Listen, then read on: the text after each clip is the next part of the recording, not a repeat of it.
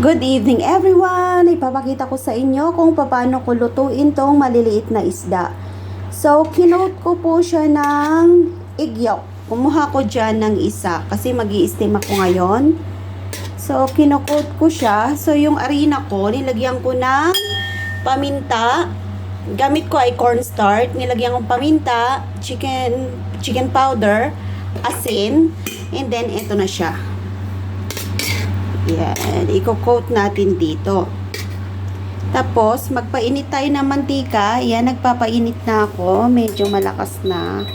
Yan, umuusok na. So, i-coat natin yung mga maliliit na isda sa arena.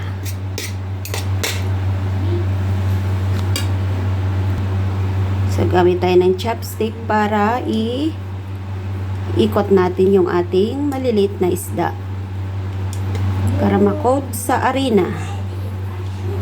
Pag na-coat na sa arena, yan, na-coat na siya, ilalagay natin dun sa mantika.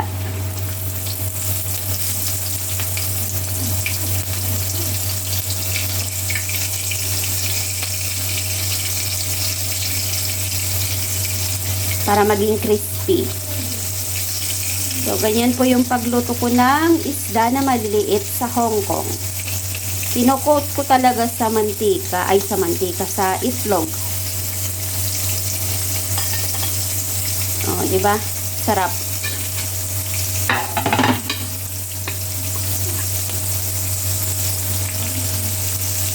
Low fire lang natin siya para hindi masunog yung kanyang arena. So, ulitin natin to. Going to repeat yung natira.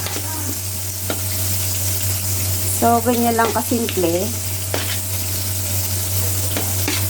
So, may 3 salang tayong gagawin.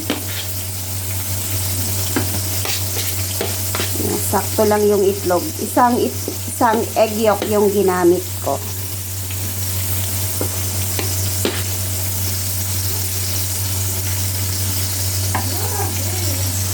Ayan, na-coat na natin lahat.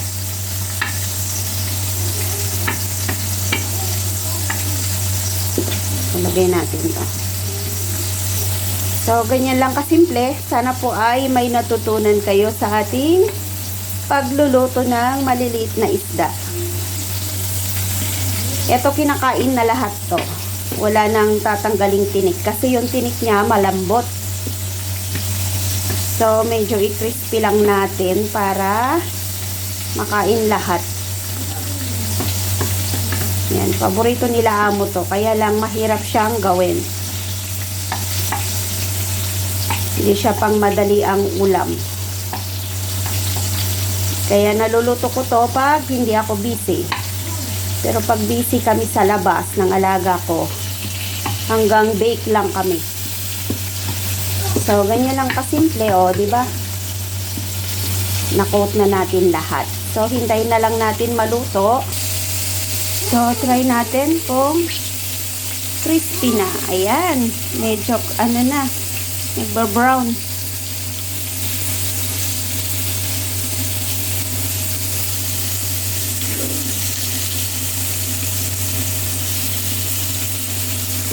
Sarap na.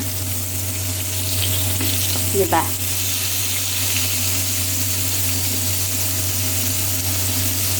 So, ganyan lang kadali yung pagluto ng pritong isda na maliliit sa Hong Kong.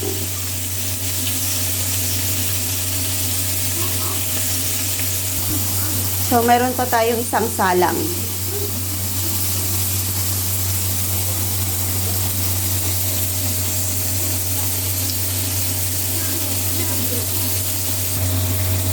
Ayan, malapit nang maluto yung ating pritong isda.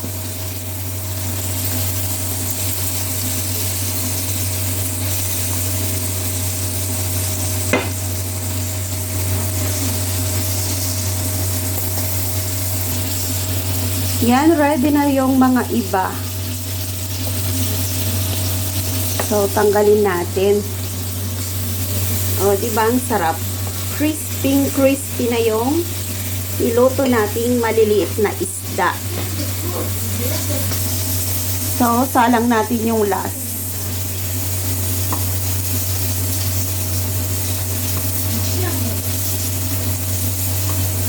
Normal lang yan, yung pagbabubbles niya.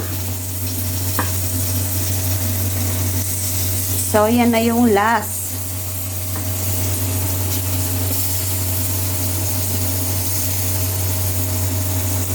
Sarap, no? Ito yung una nating sinalang, oh. Ayan, so crispy na. So, check natin ulit.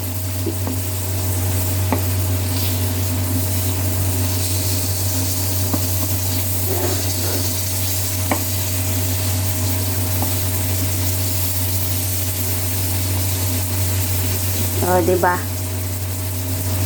Sarap.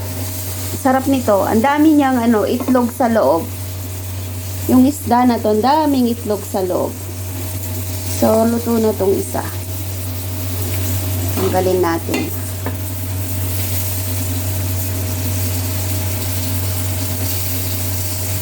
Tanggalin na natin to, baka masunog.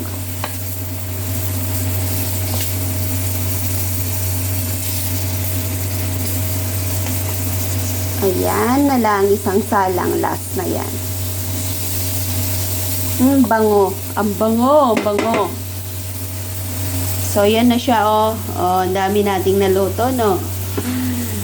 Sarap. So, yan, malapit na siyang maluto. Mas lalong crispy pala tong nahuli.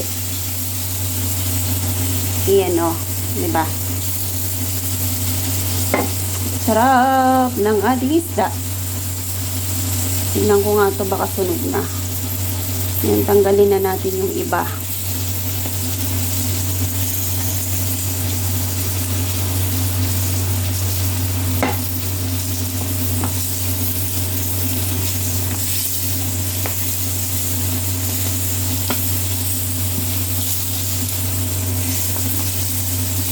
Wala siyang mantika. Naubos na yung mantika niya.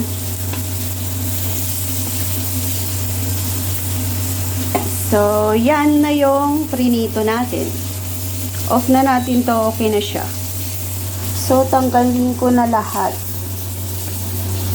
So, eto na yung kabuuan ng ating nilutong maliliit na isda dito sa Hong Kong. Oh, di ba? Sana po ay nag-enjoy kayo sa ating recipe for tonight. So, thank you for watching po sa inyong lahat.